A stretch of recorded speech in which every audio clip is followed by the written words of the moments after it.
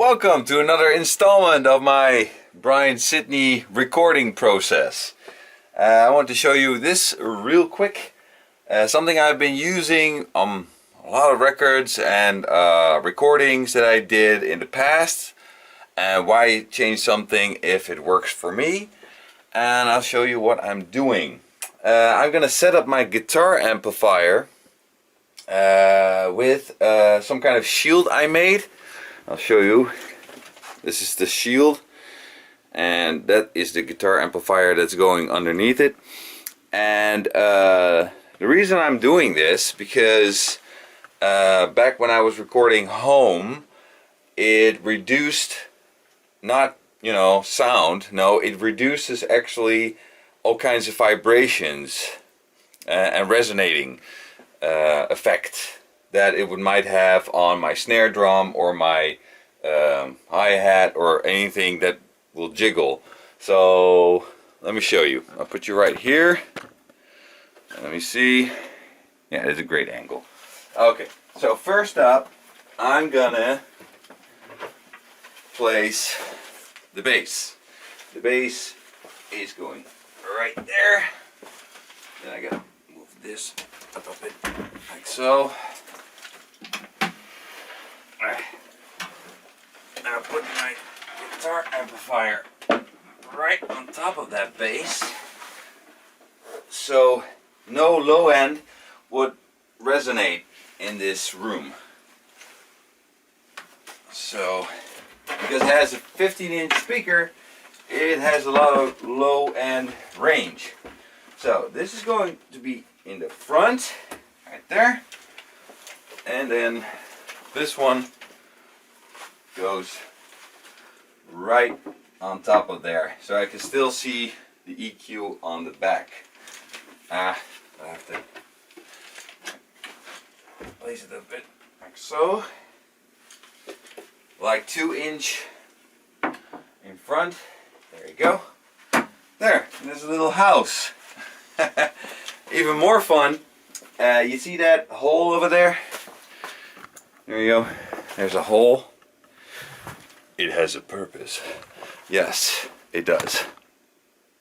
No, it's not one of those adult themed purposes. Kids are watching. No, it's for my Shure SM57. This is the mic I always use for recording, and I'm going to use that, and it fits right in there.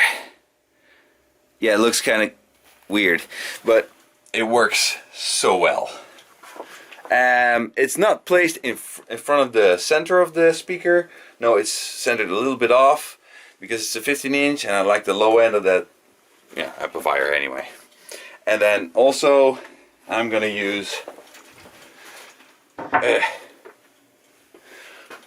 this thing, the Boss Katana, because it's a great solid amp. I'm going to use 2 amplifiers at the same time. Maybe on some recordings I will use a different amplifier, but you got to check that out on another video. But yeah, this is the setup, and how am I going to mic that one? Well, I'll show you. The same idea, but I made a little mic stand right there. See, this one goes right in front of that. I'll check it out. Yeah. Alright, wait, there you go. I'm not gonna be in the front like that. I'm gonna take the other microphone. There you go. The other one, this one, goes right in there, just like so. And then et voila. How about them apples? So yeah, I gotta hook that up, and I'm ready to go for the amplification anyway. So yeah, here's another update for you. Okay, now normally I don't do this, but I had to check if my setup was still correct. I'm gonna mic my kick in two different ways. This is the way I use live. I built this contraption with the shoe. It's actually something you can buy for the inside of your kick drum, and you can put a bass kick drum microphone in there. And using this live has so many great applications because you don't have a mic stand in front. You don't have... See, I always have a small space when I play live, so this is perfect. But it's also great for recording, but I'm going to record in two ways. This is the first way. I'll show you the second. Okay, so this is the second recording thing for the kick. Is something I learned on TikTok. The things you learn on TikTok, seriously. Yeah, and I'm going to use a speaker as a microphone. You see, what I've learned is that a speaker can be used as a microphone as well. You just use an instrument cable. This is an old guitar cable that I didn't use anymore, and you just fix one wire to one end of the plus and the other on the minus, and it becomes a microphone. It really does. Like, you go like brr, brr, brr. It's great. But it's also great for sub kicks and low end. And what I'm going to do is I'm going to mount this right in front of this one, and I'm going to use electrical wire on my bass. This was first mounted on my smaller bass, but I'm going to use my primary bass for the recordings first, and then I'm going to use the busker. But I'm going to use that in front of this one, and the microphone in the center. So see how that works out. But it's always good to have like two microphone options with everything. So here you have it. And it's pretty shock absorbent. I'll show you like so. He doesn't touch it, but it's great for that low end. So yeah, there you go, a little tip and trick right there.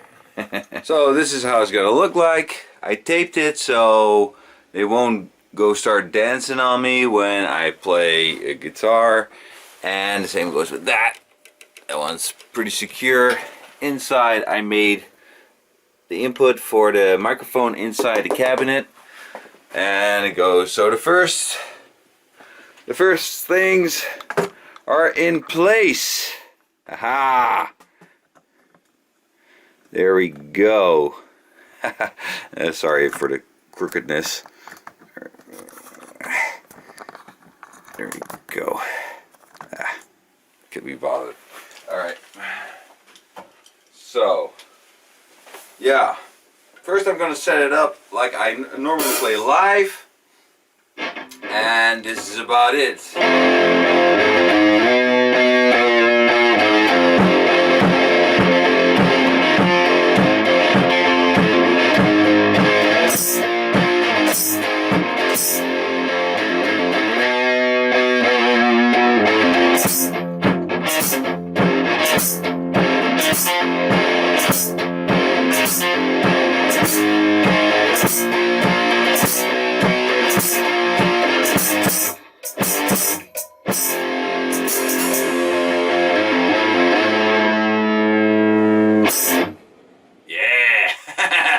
Until next time, see you next week.